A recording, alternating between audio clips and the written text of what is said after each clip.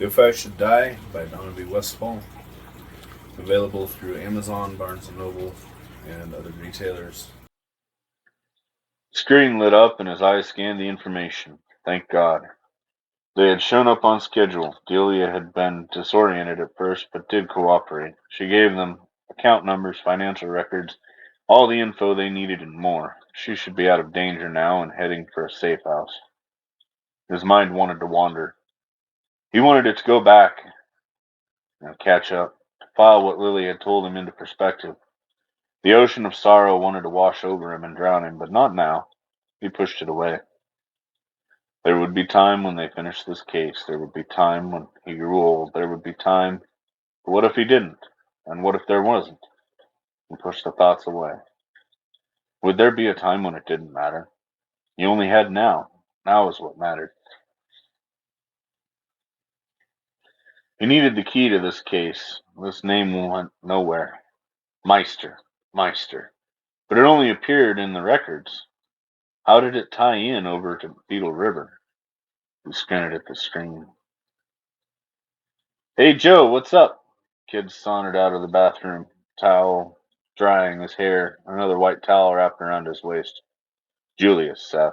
Remember, Julius. I'm working. There's soda, crackers, and soda. Julius shrugged toward the desk as he took some notes. His companion found the soda and crackers and then perched on the edge of his chair. Hey, that's cool, Julius. Fill me in. What are you doing with that? He pulled his chair closer and sat down. Leaning forward, he skimmed over the screen and crunched on the crackers. What is this? I've never seen anything like it. Well, on a sci-fi show. Where have you been? This is 1987, you know. Julius didn't take his eyes off the images as they flicked across the screen. He tapped in some more numbers and letters, and the images changed. I've worked in computers and electronics, but man, this is way crazy. The kid's eyes almost bugged out. There's this name here, Julius pointed to the screen. It appears in New York in the late 1800s, dies out, or disappears. It appears here in Chicago in the early 1900s. The same thing happens here. It has resurfaced, but it doesn't go anywhere, and it doesn't. Julius stopped speaking and watched his kid finish the package of crackers. What is it, Joe? I mean, Julius took a sip of the soda. Places to go and things to do. I made a reservation for us. Julius shut his computer down and packed it away. Get some clothes on. Good night, Seth. If you got any less body on those bones, you wouldn't even have skin. Julius picked up the phone and punched in a number. What a blessing I came across the kid. If I can pull him out of this muck he's been stuck in, he's worth his weight in gold. He's got me beat hands down. They thought I was smart. Julius gave a snort. Julius hung up the phone. The breakfast bar is closed. Let's just catch a sandwich on our way. That is, if you're up to eating. He waited as his sidekick buttoned up a blue summer shirt and combed his hair. While you were in the shower, I phoned for accommodations at a bed and breakfast in Beetle River. I have several other things on the ticket for today as well. We'll come back for your car when you're finished. Once in the car, Julius pulled into traffic and headed north. We'll try Walt's Coffee and Cream here. Julius pulled into a local diner and parked beside a police cruiser. Well, that's a switch. I remember when you and Chucky Malone would stay as far away from Officer Jimbo. Yeah, I remember me and Chucky too, but lives and people change. Julius rolled out of his side of the car. Apparently they do. Chucky Malone's working in law enforcement back home. Is that so? We'll take a trip back memory lane when we're done here. Julius held the door for a sidekick. They walked down a line of booths past two policemen. Julius nodded at Chief Mallory, but kept walking to a booth in the back of the building near the exit sign. It's almost lunchtime, kid. What sounds good? Julius picked up a menu from the salt and pepper keeper. Toast and jelly? How about a cheese sandwich? Julius suggested. Okay, and a side of fries. Ready to order? A chunky young woman with short brown hair placed two glasses of water on the table. Two cheese sandwiches, two orders of fries, one coffee, and one orange juice. Julius rattled off their own order. Do you know where you are yet? Julius asked as they waited on their order. Not really. Somewhere in the Midwest. People talk differently here than where we come from. I didn't socialize much while you were gone. That's right, wise, and you're right. We're in the Midwest. I suppose you don't know how or why you're here. No, but I suppose you're going to tell me, right?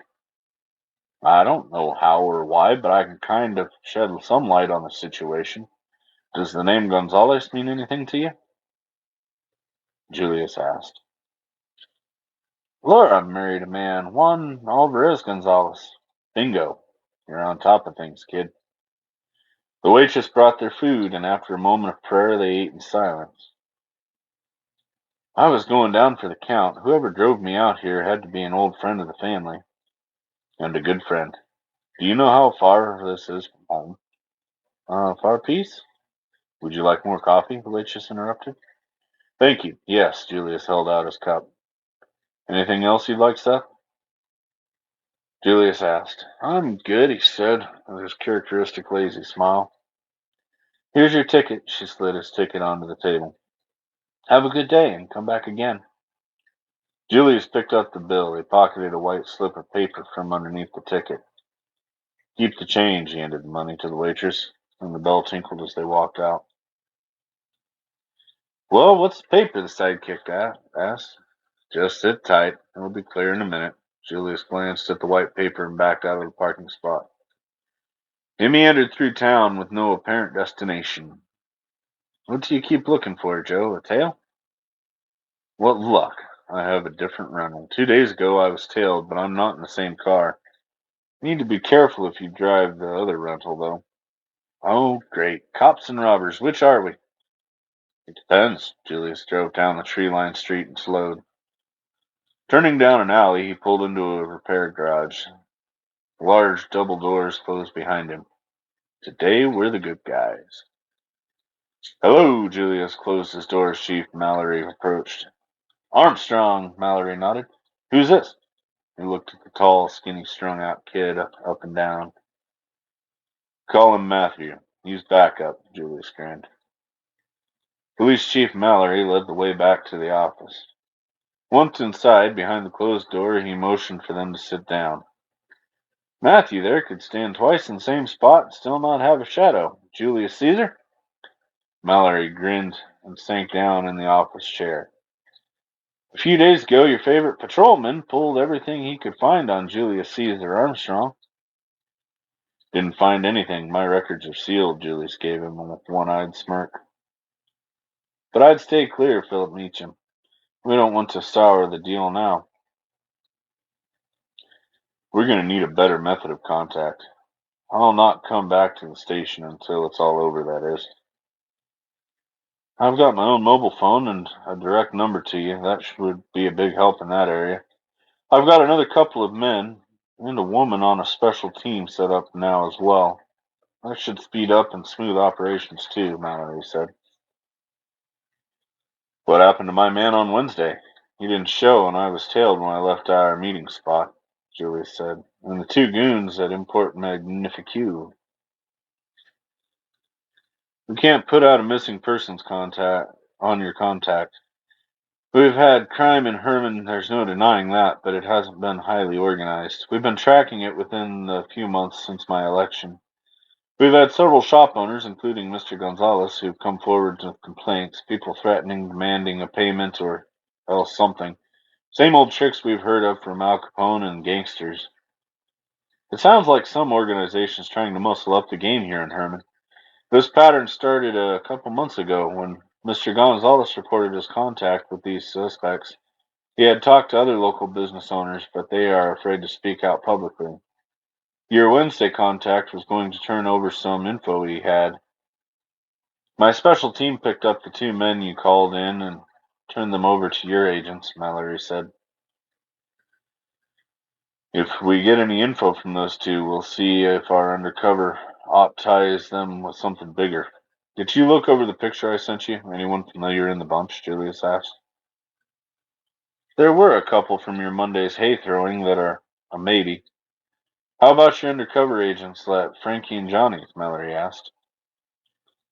That group of picks were probably too far up in the chain. I've got another group of picks that should be closer to the setup operations. The guys on the street operations. Here's the file on them. Julius handed to Mallory a file folder.